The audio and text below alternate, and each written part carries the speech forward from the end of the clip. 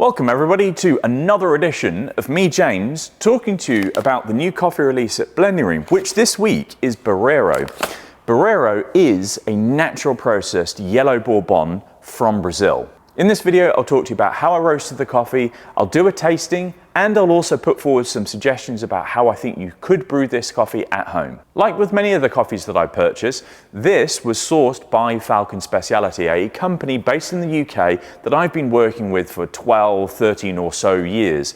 I've built up through this time a lot of trust in them being able to source and export some really fantastic coffee. So now let's talk about how I roasted it. I roasted this coffee during a period in which I was experiencing some really cold weather in the UK, which meant then that it was the first sort of time that I had very cold weather, like proper cold weather, using the lorrying. So I needed to think through how I was going to apply heat. How stable is the lorrying when applying heat in hyper cold weather? I kind of didn't know this, but what I did surmise is I was going to lift my charge temperature and I was going to attempt to put some more gas through various phases within the roast. And that's kind of what I did with this batch. I ended up in certain points using 95% of the gas application throughout a phase in the roast cycle because A, the coffee is quite a large bean, B, it was also really cold as well, so it needed some extra heavy lifting. The idea with this roast was to roast it in sub 10 minutes, probably somewhere between 9.5 and 9.75 minutes, looking for an end temperature that was north of 212.5 degrees, but south of 215 degrees Celsius on our bean probe. I feel that that sort of temperature range on our probe is giving me somewhat sweetness, somewhat balance, somewhat acidity and texture, which allows a coffee such as this that I distribute to a whole bunch of different people in different brew applications to be more omni in its delivery.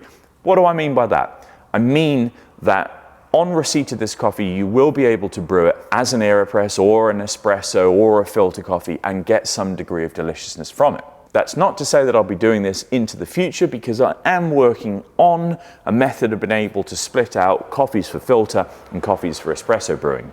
I wanted the post first crack development time to be under 1.5 minutes but above 1 minute and 20. So I fell on 1 minute and 27 seconds. What I attempted to do here was stop the roast at 1 minute and 25 and then knew that there would be a couple of seconds of additional time thereafter. As you can see on the screen now, I've applied the pyramid heat approach to this. So we've started with 60% gas at the beginning of the roast, tapering up to 95% gas and then back down as we get towards the end of the roast phase.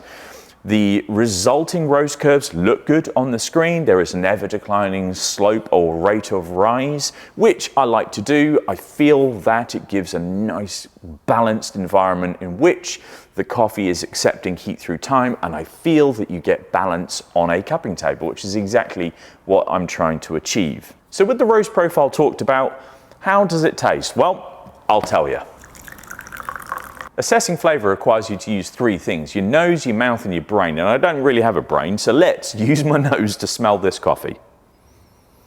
What you'll get is this really rich chocolate characteristic, and also there's a hint of sweetness, which I'm pretty confident will transfer fairly immediately into the cup. So let's have a taste.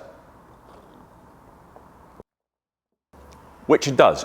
There's a little tickle of stone fruit-like acidity. We put cherry or something like that. Yeah, cherry on the bag. But then you get this huge amount of chocolates and nuts. The thing about this coffee that's so lovely is the balance between sweetness and body. It's a very texture-forward brew. For those of you who really enjoy big, unctuous, deep, rich type of coffees, this is going to be right up your street. Now, that doesn't mean that it hasn't got any finesse or fidelity. It absolutely does. But its predominant flavour characteristics remind you of a 15-tog duvet. So how do I think I'd brew this? Well, my preference is going to be a cafetiere or other styles of full immersion brewing. Why? Because those are all designed to give you body in the cup, and that's exactly what this coffee is. So the brew apparatus will really accentuate the innate characters of this coffee. That's not to say that as a filter coffee it won't work, because that's exactly how I'm brewing it now. In the filter coffee, you'll bring forward more of the stone fruit, the cherry character, if that's what you like in your coffees. For those of you who enjoy espresso-based brewing, this is going to be fantastic for you. There's just enough acidity to lift the cup, there's going to be lots of body and texture in it, and the flavour profiles will really lend themselves to pairing with milk or a dairy alternative. And there you have it, that's Barreiro from us here at Blending Room. I hope this video has proved insightful. If you have any comment, do put them down below. The coffee is available now through the web store. It is available also at the roastery Monday to Friday 9 to 5, and come wind, rain or shine at Beverley Market every Saturday. Until next week, you have a great one. See you around.